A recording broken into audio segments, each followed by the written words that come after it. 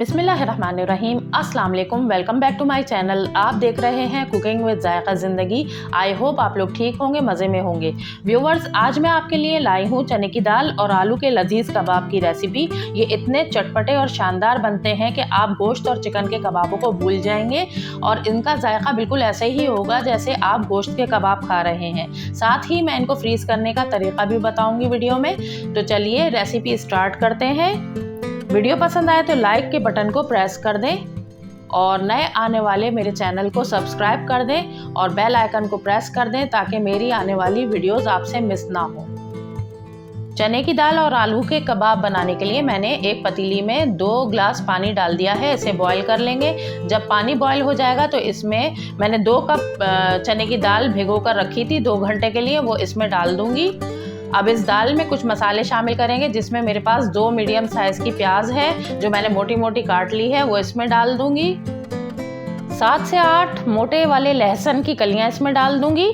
अदरक का 1.5 इंच का पीस छोटा छोटा काट कर डाल दिया है। इसमें 10 से 12 साबुत लाल मिर्च जाएगी, साबुत ज़ीरा 1 टेबल स्पून, धनिया powder 1 table spoon, salt 1 table spoon, क्योंकि इसमें आगे हम आलू भी बॉईल करके शामिल करेंगे तो इसलिए मैं 1 टेबल स्पून लूँगी। आप अपने टेस्ट के अकॉर्डिंग लेंगे। हल्दी पाउडर 1 टीस्पून इसमें जाएगा। अब इसमें कुछ साबुत गरम मसाले शामिल करेंगे, जिसमें मेरे पास 4 लौंगे, 10 से 12 काली मिर्चें, 1 बड़ी इलायची और 1 दालचीनी शामिल है, ये इसमें जाएगा। अब इन सारे मसालों को हम मिक्स कर देंगे। अब दाल को कवर करके मैं लो फ्लेम पर इसके गलने तक पकाऊंगी। अब 20 मिनट के बाद देखिए दाल गल गई है, मगर इसमें थोड़ा सा पानी बाकी है, तो इसे मैं हाई फ्लेम करके और इसका पानी खुश्क कर लूँगी। 5 मिनट के बाद देखिए दाल का सारा पानी खुश्क हो गया है। अब मैं इसे रूम टेम्परेचर पर ठंडा करके और इसको चॉपर में पीस लूँगी बारीक। आप चाहें तो इसको सिल पर भी पीस सकते हैं। तो चलिए दाल को पीसने के बाद मिलते हैं। दाल को मैंने रूम टेम्परेचर पर ठंडा करके पीस लिया है। ये देखिए इसका बारीक सा टेक्सचर हो गया है।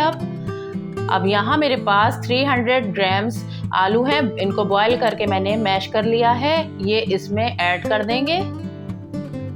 इसमें 1 टीस्पून गरम मसाला पाउडर ऐड करेंगे, 1 teaspoon chaat masala,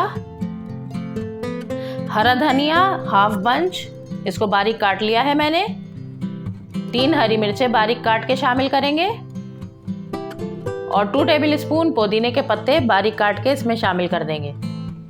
2 table spoon इसमें हम कॉर्नफ्लावर का ऐड करेंगे, ये इसमें बाइंडिंग का काम करेगा।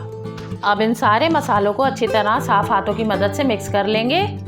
मसाला मैंने मिक्स कर दिया है। अब मैंने दोनों हाथों पर ऑयल लगा लिया है और अब मैं थोड़ा सा मसाला इसमें से उठाऊंगी और इसको एक पहले बॉल की शेप दूंगी और फिर इसके बाद इसको प्रेस करते हुए एक टिक्की की शेप देनी है मैंने, और ये इसको किनारों पर से लेवल कर दिया है। और ये देखिए एक खूबसूरत सी कबाब की टिक्की मेरी तैयार हो गई है। इसको मैं एक ट्रे में रख दूंगी और इसी तरह से मैं दूसरे कबाब भी बना लूँगी।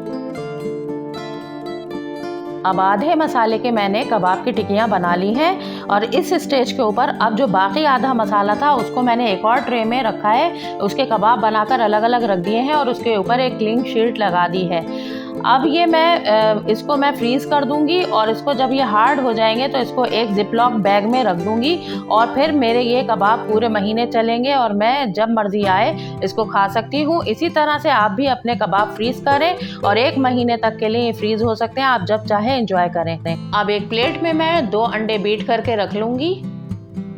अब एक पैन में मैं हाफ कप ऑयल को मीडियम फ्लेम पर गरम कर लिया है। अब इसमें जो अंडे मैंने बीट किए थे उसमें एक एक कबाब को मैं डिप करूंगी और चारों तरफ से कवर करके उसको मैं फ्राइंग पैन में डाल दूंगी। कबाब डालने के बाद मैं अपने हाथ से थोड़ा थोड़ा अंडा इनके ऊपर और ऐड कर दूंगी और इनको 3 से 4 मिनट तक मैं मीडियम फ्लेम पर एक तरफ से फ्राई करूंगी और फिर इनकी साइड टर्न कर दूंगी। 3 से 4 मिनट के बाद देखिए मैंने इनको टर्न किया है तो नीचे से अच्छे से गोल्डन हो गए हैं। इसी तरह मैं सारे कबाबों को टर्न कर दूंगी और इधर से भी मैं इनको 3 से 4 मिनट तक फ्राई करूंगी। 3 से 4 मिनट के बाद ये देखिए कबाब कितने अच्छे से रेडी हो गए हैं और अब मैं इन्हें प्लेट में निकाल रही हूँ। इन कबाबों को आप रोटी के साथ, पराठे के साथ और हरी चटनी के साथ सर्व करेंगे और सलाद के साथ सर्व करेंगे। और इसके अलावा आप इनको मटर राइस पुलाव के साथ भी खा सकते हैं और इसको बच्चों के टिफ़िन बॉक्स में भी दे सकते हैं और उनको सैंडविचेस बनाकर और बर्गर्स में भी इनको डाल सकते हैं। तो बहुत ही यूज़फुल ये कबाब है, आप इन्हें ज़रूर बनाएं और मेरी रेसिपी से ट्राई करें। और रेसिपी अच्छी लगे तो मेरे चैनल को सब्सक्राइब करें और अपने फ्रेंड्स और फैमिली में भी शेयर करें। तो चलिए फिर मिलते हैं किसी और अच्छी सी रेसिपी के साथ। तब तक के लिए मुझे दुआ में याद रखें, अपना ख्याल रखें। अल्लाह हाफिज़।